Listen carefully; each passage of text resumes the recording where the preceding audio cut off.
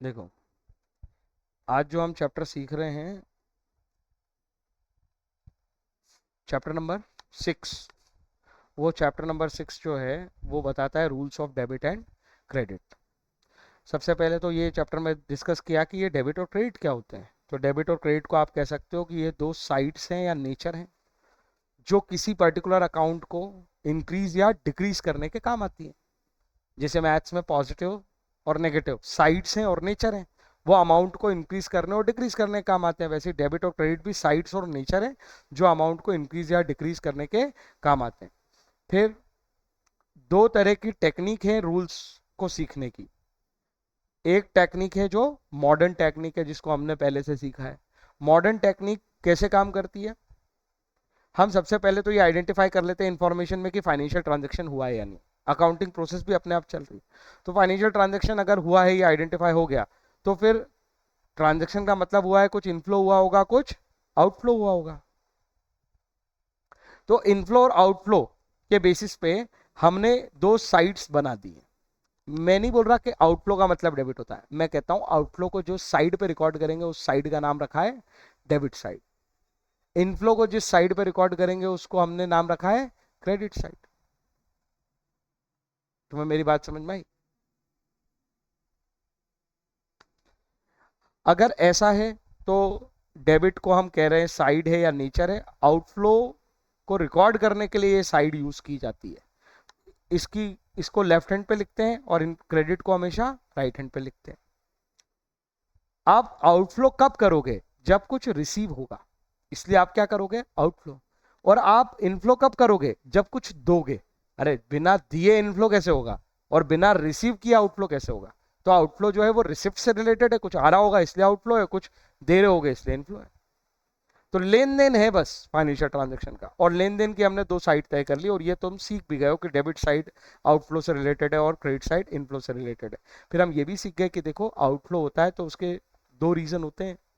या तो फ्यूचर में कुछ आपको बेनिफिट मिलेंगे इसलिए तुमने आज पैसे दिए, या फिर तुम्हारे ऊपर ऑब्लिगेशन टू पे आ गई थी इसलिए तुमने पैसे दिए। ऑब्लिगेशन टू पे आ गई थी इसलिए पैसे दिए, इससे तो हमने और डिटेल में सीख लिया, इसको एक्सपेंस बोलते हैं। और आपके आउटफ्लो से, आज आपके कुछ आउटफ्लो करने से कुछ फ्यूचर में रिसीव होगा, आज नहीं। अगर ये बात रिसीविंग किस पे चली गई? फ्यूचर पे। तो पक्का क्या बनेगी? असेट। समझ में आई बात? तुम्हें ऑलरेडी रिसीव हो गया है इसलिए आउटफ्लो कर रहे हो, ऐसे भी बोल सकते हो। ऑलरेडी रिसीव हो गया है तो एक्सपेंस है। जैसे गुड्स खरीद लिया है तो गुड्स रिसीव हो गया है इसलिए पैसे देने हैं, इसलिए ऑब्लिगेशन टू पे आई है तो एक्सपेंस है। अब देखो, कोई भी, अगर हमने इसे नेचर दे दिया है असेट को और एक्सपेंस को, कौन सा नेचर दे दिया है? डेबिट। तो असेट को इंक्रीज करने के लिए यही नेचर लगेगा और अपोजिट नेचर से ये डिक्रीज हो जाएगा। ये तो मैंने मैथमेटिकली भी तुम्हें समझा दिया था कि अगर 5,000 रुपए डेबिट नेचर पे लिखे हैं, कैश है सपोज, तो हमें इसको और बढ़ाना है 2,000 रुपए से, और मुझे इसे 7,000 करना है, तो भैया यहाँ पे मेरे को डेबिट ही लिखना पड़ेगा तभी ये इंक्रीज होगा। अगर मैंने यहाँ पे इसको क्रेडिट लिख दिया तो ये इंक्रीज कैसे होगा? ये तो डिक्रीज हो जाएगा 2,000, और ये 3,000 ही बचेगा। अरे जैसे प्लस माइनस साइन काम कर रहे थे, वही काम यहाँ पे ये कर रहे हैं। यही तो हम बार बार सीख रहे हैं कि ये साइड है या नेचर है। तो किसी भी अकाउंट के अमाउंट को बढ़ाने या कम करने के काम आता है डेबिट या क्रेडिट। असेट और एक्सपेंस डेबिट करने से बढ़ेंगे, क्रेडिट करने से कम हो जाएंगे।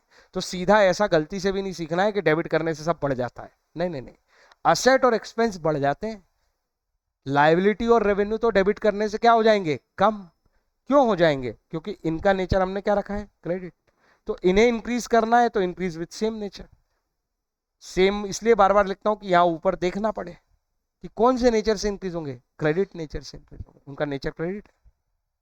ये बात समझ में आई? और डिक्रीज विथ अपोजिट नेचर। तो rule of debit and credit क्या करने के लिए बने? सपोज कोई ट्रांजेक्शन हमें दिया है, ये दिया है कि एक Dinesh started business with cash. अब इसे हम इतना आइडेंटिफाई करना तो सीख गए कि हम बिजनेस हैं और दिनेश हमारा ऑनर है, और वो हमें कैश दे रहा है और हमारे ऊपर ऑब्लिगेशन आ रही है, क्योंकि ये जो इनफ्लो हो रहा है इस पे हमारा राइट टू रिसीव थोड़ी है, तो ऑब्लिगेशन है। तो कैपिटल नाम, इसमें दो अकाउंट बनेंगे, एक कैश और एक कैपिटल, जिसमें से कैश जो है वो असेट को बिलोंग करता है और कैपिटल जो है वो लाइबिलिटी को बिलोंग करती है। जब हमने ये आइडेंटिफाई कर लिया कि एसेट है तो हमें इसका नेचर भी पता है, यही हम ऊपर सीख के आए मॉडर्न टेक्निक में कि एसेट का नेचर क्या है डेबिट और लाइबिलिटी का नेचर क्या है क्रेडिट। फिर हम ये आइडेंटिफाई करेंगे ये इंक्रीज हो रहा है या डिक्रीज। तो देखो कैश इंक्रीज हो रहा है, लाइबिलिटी भी इंक्रीज हो रही है। जब भी कोई एसेट बढ़ती है तो मैच होने के लिए या तो लाइबिलिटी को बढ़ना पड़ेगा या दूसरी एसेट को कम होना पड़ेगा। ऐसा अकाउंटिंग क्वेश्चन में भी सीखा है, तो वो मैच हो रहा है। देखो रियलाइज करते जाओ जो सीखा है, एसेट बढ़ी तो लाइबिलिटी बढ़ गई, तभी मैचिंग होगी। जितना आउटफ्लो उतना इनफ्लो, सेम नेचर पे रिकॉर्ड करना पड़ेगा। अगर ये इंक्रीज हो रहा है तो सेम नेचर पे रिकॉर्ड करना पड़ेगा अगर कैपिटल इंक्रीज हो रही है तो कैश इंक्रीज हो रहा था इसलिए डेबिट, कैपिटल इंक्रीज हो रही थी इसलिए क्रेडिट। सेम नेचर पे इंक्रीज होते हैं। ऐसा एक और एग्जांपल देखा, बोरो फ्रॉम नरेश। नरेश से हमने 1 लाख रुपए उधार लिए, तो वही वाली बात है, 1 लाख रुपए आए, पैसे आने जाने की बात हुई तो कैश अकाउंट तो आएगा ही। और पूरी फीलिंग है इसमें कि ये उधारी है, मेरे को फ्यूचर में पे करनी पड़ेगी, इसलिए कि ये लाइबिलिटी बन गई। इसका नाम रख लेंगे नरेश लोन। तो हमने आइडेंटिफाई किया कि असेट है और लाइबिलिटी है। फिर हमने आइडेंटिफाई किया असेट बढ़ी क्या, बिल्कुल बढ़ी, कैश आया तो असेट तो बढ़ी है हमारे पास। और लाइबिलिटी भी बढ़ी क्या, बिल्कुल बढ़ी लाइबिलिटी, क्योंकि हमें फ्यूचर में पैसे देने पड़ेंगे। फिर वही बात है कि इसका नेचर और इसका नेचर है, सेम नेचर पे इंक्रीज होगा, क्योंकि इंक्रीज हो रहा है इसलिए कैश अकाउंट डेबिट हो जाएगा और नरेश लोन अकाउंट क्रेडिट हो जाएगा। कोई डाउट है इसमें? ये मॉडर्न टेक्निक से हैंडल करने का तरीका था। एक टेक्निक और दी है जिसे हम बुलाते हैं rule of debit and credit. किस अकाउंट को डेबिट करें किस अकाउंट को क्रेडिट करें, उसके लिए मॉडर्न टेक्निक अप्लाई करना आ गई। डेबिट और क्रेडिट करने के लिए हमने आइडेंटिफाई कर लिया कैश और कैपिटल है, इसको डेबिट करें कैश को कि क्रेडिट करें, इसको आइडेंटिफाई करने के लिए एक टेक्निक और है, उसका नाम क्या है? Traditional technique. ट्रेडिशनल टेक्निक क्या सिखाती है? ट्रेडिशनल टेक्निक कहती है सबसे पहले अपने अकाउंट को 2 कैटेगरी में बांटो, पर्सनल या इम्पर्सनल। अगर तुम पर्सनल अकाउंट की बात करो कि पर्सनल अकाउंट कौन से होते हैं, तो 3 कैटेगरी के पर्सनल अकाउंट होते हैं, या तो नेचुरल होते हैं, या तो आर्टिफिशियल होते हैं, या तो रिप्रेजेंटेटिव होते हैं। मतलब किसी को पर्सन को रिप्रेजेंट करने वाले अकाउंट। जैसे कैपिटल अकाउंट जो है वो रिप्रेजेंटेटिव है, आउटस्टैंडिंग एक्सपेंस अकाउंट जो है वो रिप्रेजेंटेटिव है, वो जिस व्यक्ति के प्रति आउटस्टैंडिंग है उस व्यक्ति को रिप्रेजेंट कर रहा है। तो ऐसे सारे पर्सनल अकाउंट के लिए एक रूल है, debit the receiver credit the giver. ये पोयम याद करनी है।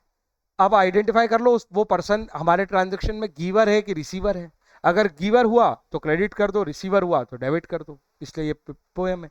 इसके अंदर कुछ इंक्रीज डिक्रीज कुछ नहीं सोचना है, इसका कोई लॉजिक नहीं है, वो लॉजिक से उन्होंने शॉर्टकट बनाया है। तो ये एक शॉर्टकट टेक्निक है, ठीक है। रियल अकाउंट की अगर हम बात करें, इम्पर्सनल में 2 कैटेगरी बनाई, एक रियल और एक नॉमिनल। देखो पर्सनल एक थी, फिर इम्पर्सनल में रियल और नॉमिनल। तो रियल अकाउंट में सारी एसेट्स आएंगी पर्सनल नेचर को छोड़ के, और नॉमिनल अकाउंट में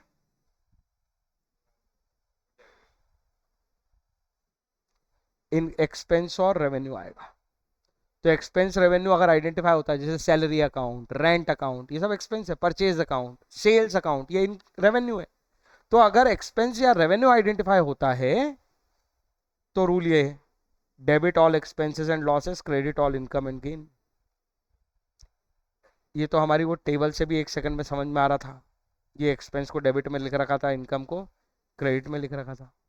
लेकिन रियल अकाउंट के लिए रूल क्या बनाया हमने? रियल अकाउंट के लिए रूल बनाया debit what comes in, credit what goes out. तो जैसे प्लांट एंड मशीनरी, ये पर्सन भी नहीं है और एक्सपेंस भी नहीं है, तो ये किस में आएगी? असेट है, रियल अकाउंट में आएगी। Furniture, plant and machinery, goodwill, ये सब रियल अकाउंट से हैंडल होने वाली चीजें। असेट जो पर्सनल नेचर की नहीं है वो रियल में आएंगी। जो सारे पर्सन है वो पर्सनल अकाउंट के रूल से चलेंगे, और जो नॉमिनल है एक्सपेंस और इनकम, वो नॉमिनल अकाउंट के रूल से चलेंगे। 3 पोयम याद करनी है, किसको डेबिट करते हैं किसको क्रेडिट करते हैं। पर्सन पे क्या है? Debit the receiver credit the giver. Real पे क्या है? Debit what comes in, credit what goes out. Nominal पे क्या है? Debit all expenses and losses, credit all income and gains.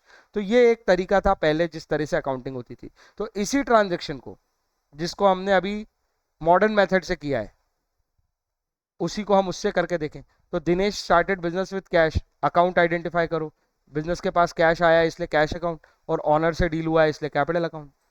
Account तो वैसे ही आइडेंटिफाई होंगे, लेकिन इस बार देखो कैश पर्सनल नेचर का नहीं है, असेट है तो कौन से नेचर पे आएगा, रियल। रियल का नियम क्या है, debit what comes in credit what goes out. पैसा आ रहा है तो डेबिट व्हाट कम्स इन है तो डेबिट। कैपिटल पहले आइडेंटिफाई करो कौन सी कैटेगरी का है, पर्सनल या, ये पर्सनल कैटेगरी का है, रिप्रेजेंटेटिव है ना वो ऑनर का। पर्सनल, पर्सनल का रूल क्या है, debit the receiver credit the giver. Owner ने पैसे दिए हैं, ये ट्रांजेक्शन में पता चला पैसे दिए हैं तो वो गिवर है, गिवर है तो क्रेडिट हो जाएगा। तो आंसर तो वही आए मॉडर्न से या ट्रेडिशनल से, लेकिन सोचने के तरीका अलग हो गया कि हमने अकाउंट को पर्सनल, नॉमिनल, रियल की कैटेगरी में सोचा, या हमने उसके नेचर सोचे, सीधे कैटेगरी सोची कि भैया कैश असेट कैटेगरी का है और ये जो पर्सन बन रहा है ये लाइबिलिटी कैटेगरी का है, असेट भी बढ़ रही है लाइबिलिटी भी बढ़ रही है, इस तरह से ट्रांजेक्शन बैलेंस कर रहा है, इनफ्लो आउटफ्लो दोनों बढ़ रहे हैं, दोनों बढ़ रहे हैं, उनके नेचर पे बढ़ेंगे, असेट डेबिट नेचर बढ़ जाएगा, लाइबिलिटी क्रेडिट नेचर बढ़ जाएगा। आखिरी इसको और करके देख लेते हैं, बोरो फ्रॉम नरेश 1 लाख, इसको पर्सनल पे बनाता हूं। एक अकाउंट कौन सा है, बोरो किया नरेश से, पैसे मिले, पैसों का आना जाना है तो कैश अकाउंट तो होगा ही, और नरेश लोन दूसरा अकाउंट ये बनेगा। अब नरेश लोन और कैश, इस पर सोचो ये कौन सी कैटेगरी में आते हैं। कैश है तो रियल अकाउंट में आएगा क्योंकि ये पर्सन नहीं है और ये एक्सपेंस भी नहीं है, ये असेट है और असेट जो पर्सन नहीं है वो रियल अकाउंट में आती है। नरेश लोन ये रिप्रेजेंटेटिव अकाउंट है, ये पर्सनल नेचर का है। अगर कोई रियल अकाउंट होता है तो कम्स इन और गोज आउट पे नियम है, तो कैश आया है या गया है, आया है, comes in, debit what comes in, इसलिए ये क्या हो जाएगा, डेबिट। ऐसे इस पे सोच रहे हैं, ये पर्सनल है, पर्सनल है तो इसके लिए rule comes in goes out नहीं है, इसके लिए रूल क्या है, गिवर और receiver, debit the receiver credit the giver. ये लोन देने वाला व्यक्ति है, इसने पैसा दिया है तो ये गिवर है, गिवर है, गिवर है तो क्रेडिट होगा। यही आंसर हमारा यहां आया था, डेबिट और क्रेडिट। पर टेक्निक थी असेट लाइबिलिटी, उनके नेचर वो इंक्रीज हो रही हैं या डिक्रीज हो रही हैं। यहां टेक्निक थी पर्सनल इम्पर्सनल और उनकी पोयम। समझ में आ गया ये, तो ये चैप्टर बस इतना ही समझने का है, बाकी प्रैक्टिस का है।